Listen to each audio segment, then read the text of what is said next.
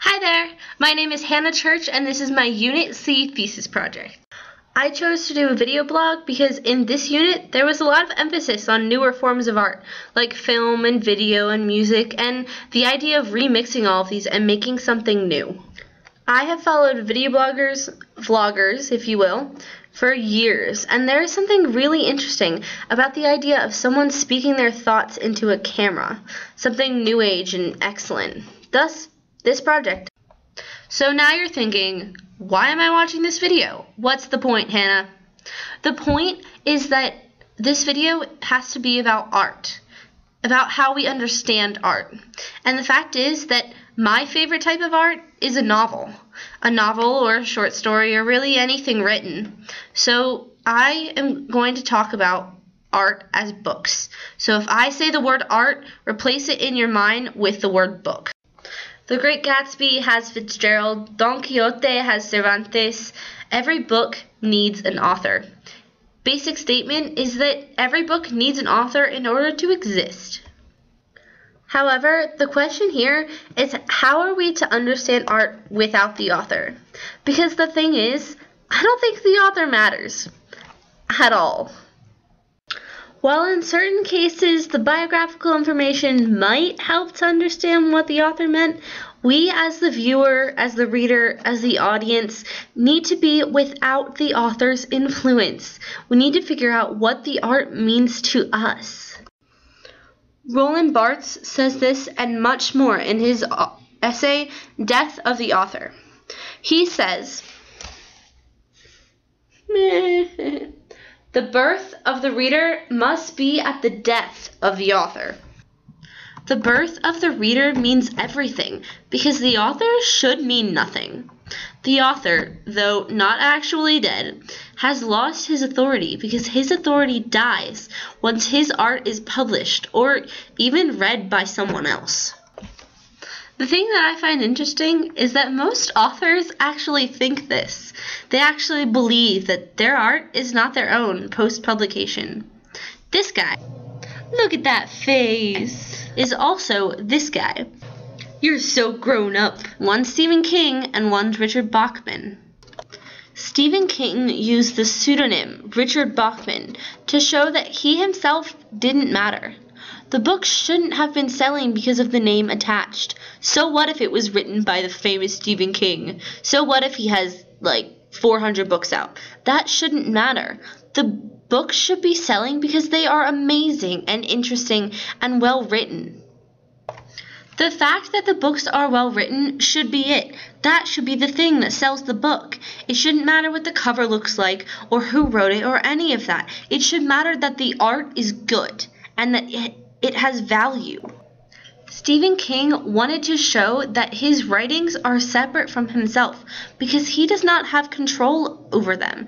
They are sent out into the world, and he can't help what happens to them. Now, of course, this applies to everything art. It doesn't matter if it's a book or a film. All of it is released into the world, and you don't have control over what you've made after you've given it to someone else. This is Joss Whedon. He is the guy who is responsible for parts of the Avengers films. He also did Dr. Horrible's sing-along blog. The quote says, "All worthy work is open to interpretations the author did not intend. Art isn't your pet, it's your kid. It grows up and talks back to you." Authorial intent just doesn't matter. It doesn't matter what the author thinks or what the author meant. It matters that the reader gets something out of it. It matters that the reader can look or read or experience something that improves the way they think about things.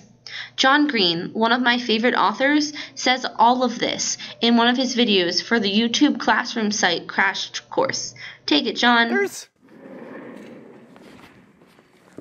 an open letter to authorial intent. But first, let's see what's in the secret compartment today. Oh, it's a boat beating against the current, borne back ceaselessly into the past. Dear authorial intent, as an author, let me speak to you directly. You don't matter! Look, I'm not willing to go as far as the postmodernists and say that the author is dead, because that would make me very nervous. However, the author is not that important. Whether an author intended a symbolic resonance to exist in her book is irrelevant. All that matters is whether it's there, because the book does not exist for the benefit of the author. The book exists for the benefit of you. If we as readers can have a bigger and richer experience with the world as a result of reading a symbol, and that symbol wasn't intended by the author, we still win! Yes, inevitably, reading is a conversation between an author and a reader. But give yourself some power in that conversation, reader. Go out there and make a world! Best wishes, John Green. Thanks, John. As you can see, authorial intent doesn't matter, and there are good reasons as to why it shouldn't. Because art isn't there for the benefit of the author. It's there so that we can get something out of it, so that we learn how to appreciate something beautiful. In our core unit, we also studied the Duve, who has 4 main points of what makes an art experience: the object, the author, the public, and the institution. Now, most of these are self-explanatory, but I'll give you a heads up anyway. 4. 1. The object. This is the actual piece of art, the thing that we are looking at. 2. The author. The one who has made the art, the one who has put it out into the world and lost his or her authority over it.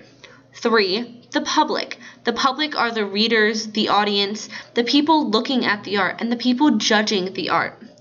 4 is the institution. The institution is the museum, the book, anything. It is what allows us to see the art in the first place. If the author just threw it out on the street, then the street would be the institution, because the institution is where we see it.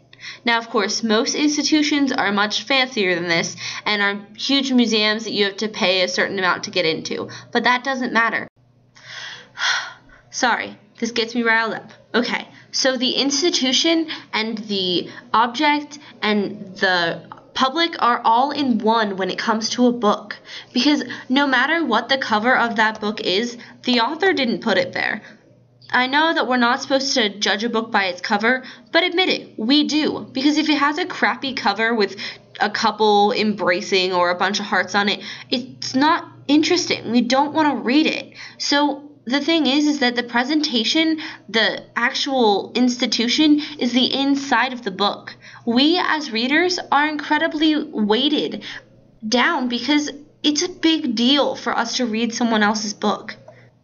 It's a big deal because we have an incredible relationship with that book. We are readers. We are the public. We are the institution, and we hold the object in our hands as we read. We process the object. We fall in love with the things that are made in that object. The object opens into a new world. There are characters and settings and homes and amazing things that we fall into. And that sort of relationship can't be found with many other things. Now, the really interesting thing about being a reader and having 3 out of the 4 is that you can be the 4th as well. If you're an author who is trying to make a 3rd or a 4th in a series, and you have to go back and reread what you've written, you are looking at that already given out to the world. You are reading something that once was yours, that you gave away, that is no longer yours. It's like regifting, or getting something that you regifted back to you. You don't really have authority over it because while it's yours, it's also really not. So you can have all 4 things in you. If you are an author who is rereading the object, you are also representing the public and the institution. So now you're thinking, alright, so I get it. The author doesn't matter. But you can also be an author and have all 4 things of to-dos. You can be a reader and be 3 and feel the weight of the world on top of you. You can do crazy things and show people that the author doesn't matter, but what all does it lead to? Well, that's a good question, because I'm going to tell you. Now, the last part of this question is, what therefore should we do? And the thing that we should do is continue to question. We need to look at art, to look at books, to look at paintings, whatever you consider art. You need to look at that and recognize that it is having an impact on you regardless of who made it. It does not matter where you are, when you are, who you are. It matters that you are looking at something and being impacted by it. It matters that something means something more to you than a painting on a wall, than words on a page. It matters that you think it matters. More specifically, it matters that you are a reader. It matters that you are looking at books as art, because that is something that really needs to be accepted more and more. Now I will leave you with this. This is an internet meme that says, "I'm a strong, independent reader who don't need no authorial intent." This is what therefore you should do. You should go out into the world and read books and be impressed with what is on a page. You should ignore what the author wants and really figure out what it means to you. And now you know. You know how to understand art without the author. You know why. You know what it means to be a reader. And you know what you should do with all of this information. Congratulations. Thank you for watching. This has been Hannah Church's Unit C thesis project. Best wishes!